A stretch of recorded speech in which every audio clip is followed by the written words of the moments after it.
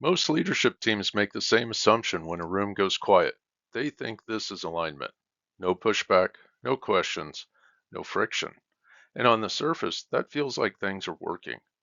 The meeting moves faster, decisions feel easier, there's less resistance. But in most organizations, silence is not alignment.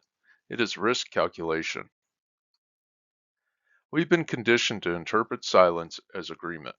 If no one is speaking up, we assume people are on board, that the thinking is sound, that the plan is clear, that the team is aligned. But what's actually happening in that moment is very different, because silence is not a signal of agreement. It is a signal of what people believe is safe. In that moment, people are not disengaged. They are evaluating risk. They're asking themselves, is it safe to challenge this? Will this come back on me later? Is this actually a discussion, or has the decision already been made? And based on those answers, they make a decision, not about the work, but about whether to speak or stay quiet. This is where most leaders misread the situation. Silence is not just quiet. It means information is being filtered. People are deciding what is safe to say and what is not. So what you're getting in that moment is not full visibility. You're getting a version of reality that has already been edited. And the more consistently this happens, the more distorted that picture becomes.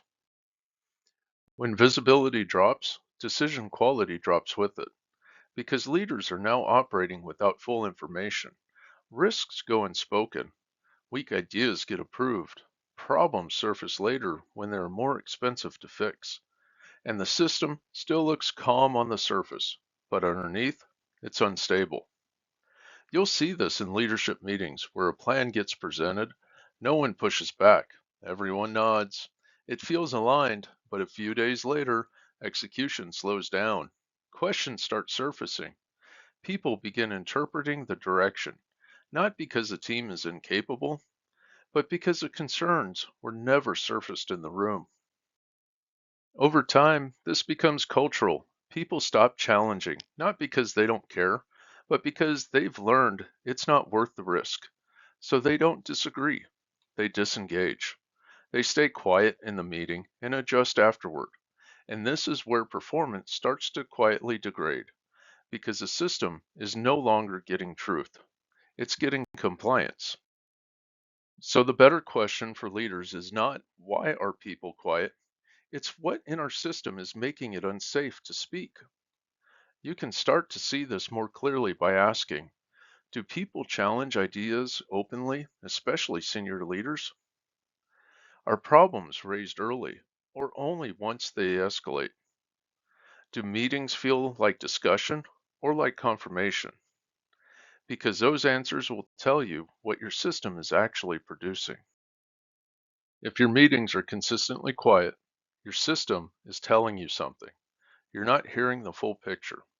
You're hearing what people believe is safe to say, and that is a very different thing. If you're seeing more than one of these patterns, it's usually not isolated. It's how the leadership system is designed. Remember, silence is a signal, and leaders decide what it means. I share deeper breakdowns like this on LinkedIn each week, and if you want to explore how these patterns show up in your organization, you can find more at clarksonleadership.com.